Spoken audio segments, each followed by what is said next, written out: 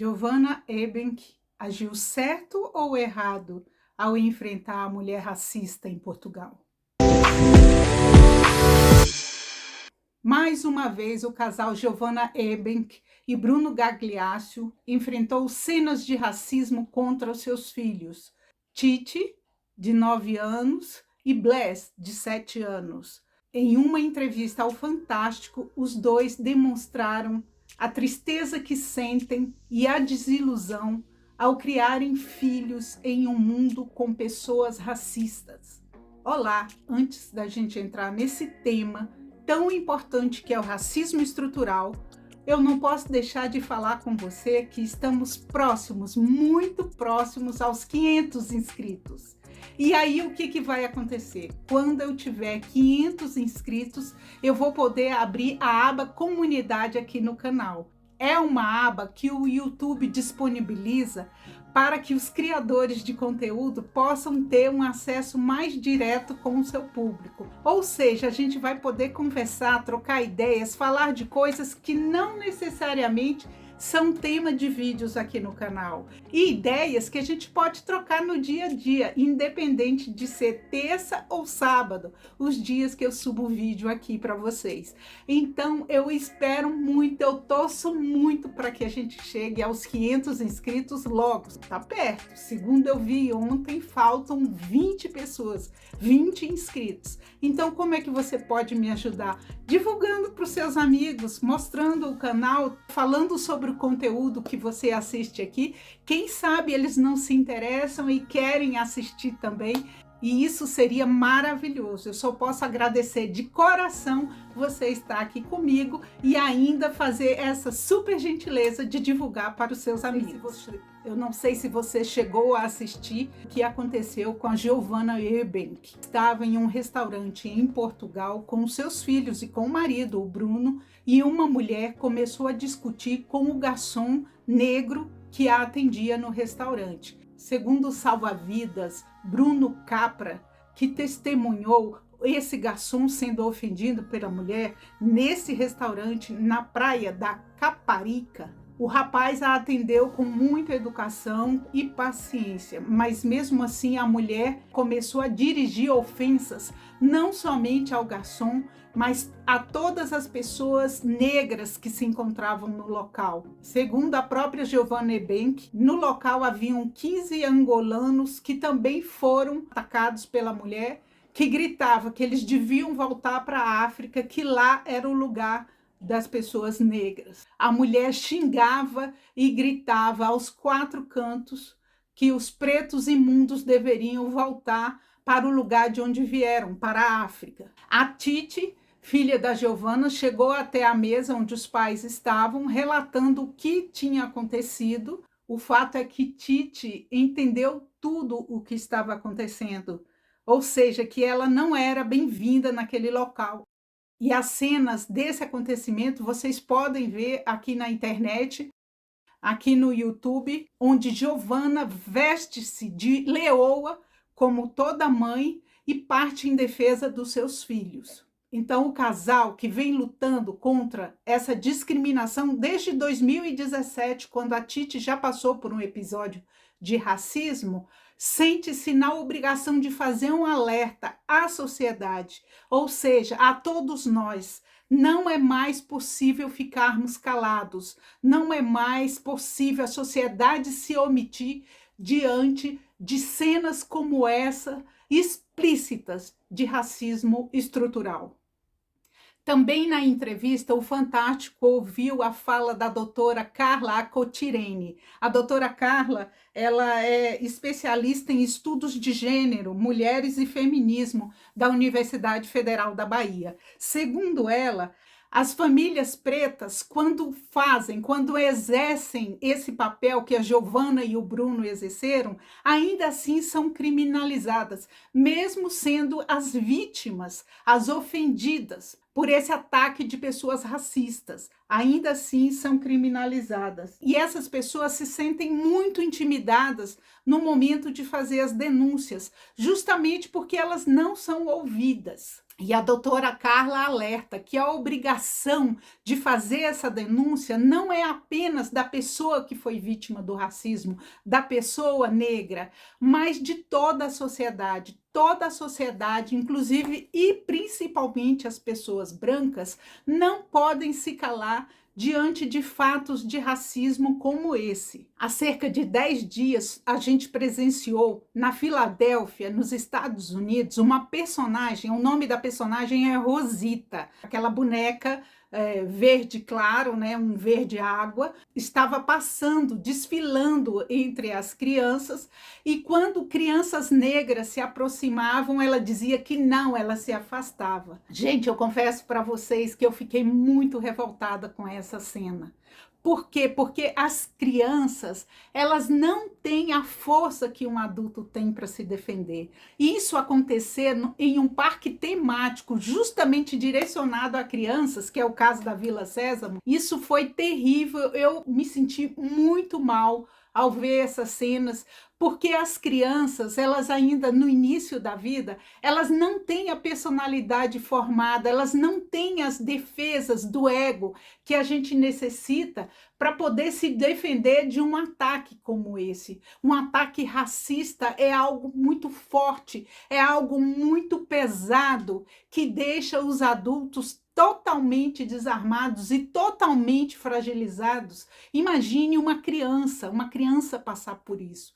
Quando um parque temático contrata uma pessoa racista para encarnar uma personagem, como fica a cabeça dessa criança, dessa criancinha que foi rejeitada pela Rosita? Afinal de contas, quem é a Rosita? Se a Rosita no programa ela se mostra de uma forma, no desenho ou na Vila Sésamo ela se mostra de uma forma, e no outro dia ela não quis falar comigo. Se a Rosita, que é tão boazinha e tão alegre, não quis falar comigo, quem sou eu? Quem sou eu que não merecia um abraço da Rosita? Vocês percebem o tanto que é difícil o racismo para uma criança? Então, a minha visão é a seguinte: não era mais para a gente estar convivendo com esses assuntos racistas que a gente convive no dia a dia. E como vai ser difícil, e já deve ser difícil para o casal Giovana e Bruno, onde os filhos negros são obrigados a perceber que a sociedade trata diferente eles em relação ao seu irmão, o Zion, de 2 aninhos, que é branco e é filho biológico do casal. Então, tudo isso é muito complicado. A nossa sociedade precisa urgentemente se modificar e rever essas questões. Porque, afinal de contas, gente, é um dever de toda a sociedade enfrentar o racismo estrutural. Por quê? Porque o racismo estrutural, o racismo que o Brasil enfrenta desde o século XIX, lá no final do século XIX, quando os negros foram libertados, o que aconteceu? Libertaram os escravos sem nenhuma política, nenhuma ação ou de apoio ou de direcionamento dessas pessoas para um mercado de trabalho. Essas pessoas foram soltas, relegadas a segundo e terceiro plano, como já eram quando eram escravas, e não houve nenhum tipo de assistência por parte do Estado, por parte do Império na época, que pudesse assistir essas pessoas e dar um direcionamento para que elas pudessem ter e exercer uma profissão, por exemplo, ou poderem aprender uma profissão, ou também, quem sabe, aprender a ler e a escrever. Tudo isso lhes foi negado. Desde então, foi criada a mentalidade de que o negro não quer trabalhar, que é ocioso, que é preguiçoso. É claro que tudo isso não condiz com a realidade. O fato da pessoa não querer trabalhar não é determinado pela cor da sua pele, nunca foi, todos sabemos disso, mas infelizmente muitas pessoas da nossa sociedade ainda acreditam nisso. Então, o nome disso é racismo estrutural, quando toda uma população recebe um rótulo que não condiz com a realidade. O que acontece é 1 ou 2 casos isolados que acabam fazendo com que a pessoa branca, no caso, ela acredita que toda uma etnia não tem referências positivas para serem elogiadas ou para serem copiadas. Até mesmo porque acontecem casos de racismo todos os dias e basta você ligar a televisão ou entrar na rede social para você ter conhecimento disso. E é por isso que eu me coloco no lugar do casal quando eles dois falam que estão criando os seus filhos de uma forma diferente das outras crianças. Porque uma criança negra, além de se preocupar em brincar, em ir bem nos estudos, em estudar, em assistir desenhos na televisão, antes de tudo, ela precisa ser preparada para esse mundo em que ela vive, em que ela vai viver enquanto adulta. Esses pais têm que estar ensinando outras coisas que a gente normalmente não ensina a uma criança branca. Ou seja, como se posicionar, como se comportar dentro de uma loja para não chamar atenção, como reagir diante de uma revista da polícia, quando a polícia chega para revistar, é diferente a revista de um homem branco para um homem negro. E aí eu falo também por conhecimento de causa, porque o meu marido é negro e já passou por revistas em paradas de ônibus que não aconteceram com as pessoas brancas que estavam lá. É patente que é diferente o tratamento da pessoa branca para a pessoa negra. E como preparar essa criança para isso, para esse mundo que ela vai viver, onde a revista acontece principalmente entre a pessoa negra, onde os tiros e as balas que saem das armas da polícia atingem principalmente o homem negro, a pessoa negra. É muito difícil realmente a gente criar filhos onde a sociedade aceita o racismo estrutural e convive com o racismo estrutural sem que isso abale a sua estrutura. Ou seja, as pessoas continuam ouvindo, falando, os negros clamarem por igualdade, sem que façam nada, achando que tudo é normal e tudo é perfeito. Mas não é.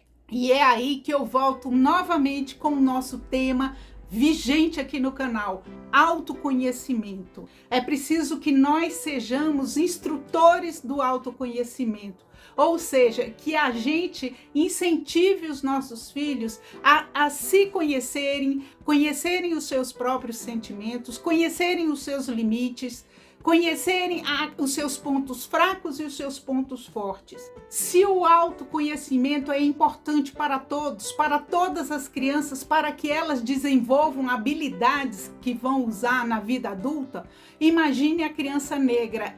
Essa principalmente precisa conhecer os seus sentimentos e saber lidar com eles. Saber agir da forma apropriada, da forma certa, mais correta, para que ela possa correr menos riscos e menos ataques racistas, como a gente vê hoje em dia. Conhecer a si mesmo é uma das principais habilidades para que a pessoa possa se desenvolver plenamente.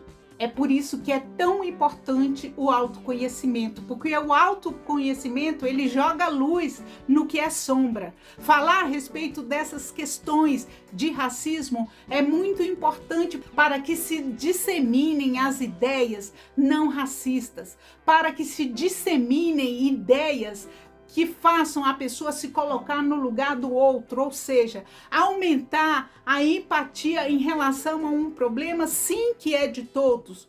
Porque uma sociedade racista, uma sociedade estruturalmente racista lá do século XIX, ela não consegue se desenvolver a contento.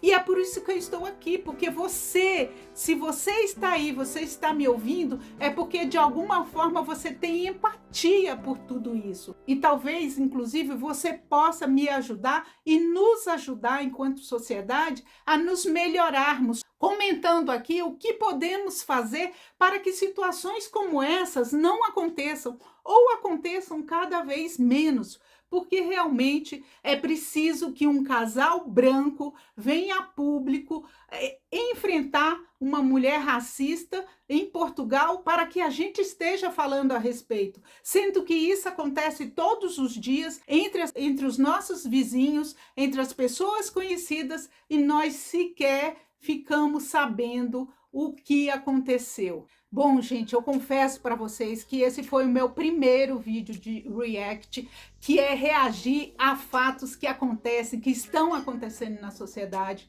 Agora, eu pensei como é que eu quero falar sobre autoconhecimento, da pessoa se melhorar, sendo que eu não uso os próprios exemplos que acontecem todos os dias. Então, eu trouxe para vocês esse novo modelo de vídeo que eu espero repetir. Eu espero também que você possa colaborar comigo, comentando aqui como eu posso melhorar, como eu posso fazer diferente. E se você gostou, dê um joinha, inscreva-se no canal se você ainda não se inscreveu. Eu te agradeço muito ter ficado comigo até agora, porque eu valorizo o seu tempo, eu sei que é importante o seu tempo e eu só tenho a agradecer. Desejar a você uma ótima semana, tudo de bom. Fique com Deus e até a próxima.